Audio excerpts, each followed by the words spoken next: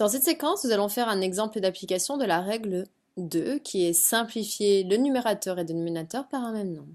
En fait, du coup, c'est évident d'après la consigne, puisque on me dit donner les fractions sous forme irréductible. Et irréductible, ça veut dire simplifier au maximum.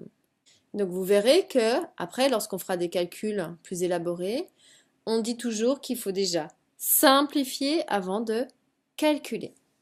Donc faites une pause sur la vidéo, essayez de rendre ces fractions irréductibles, puis venez voir si vous avez juste. Donc la règle numéro 2 nous disait que si je trouve un élément commun, eh bien j'ai le droit de simplifier. Donc on dit qu'on décompose. Donc dans ces cas-là, on regarde les décompositions les plus simples en observant les chiffres. 42 et 36, ils sont dans la même table, puisque ce sont deux chiffres pairs. Donc ça veut dire qu'ils vont être divisibles par 2. En fait, 42, c'est 2 fois 21. Divisé par 36, ça va être 2 fois 18. Donc dans ces cas-là, comme j'ai une multiplication, ici et ici, j'ai le droit de simplifier ici par 2.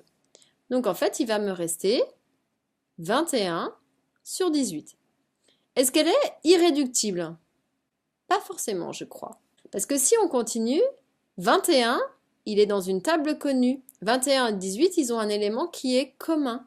Ils sont tous les deux dans la table de 3, puisque 21, c'est 3 fois 7, et 18, c'est 3 fois 6. Donc je peux encore simplifier par 3, parce que ici, c'est bien des multiplications. Et donc, il va me rester juste les deux éléments ici, 7 sixièmes. Maintenant, je n'ai aucun élément commun entre 7 et 6, donc j'ai terminé. La forme irréductible de 42 sur 36, c'est 7 sixièmes.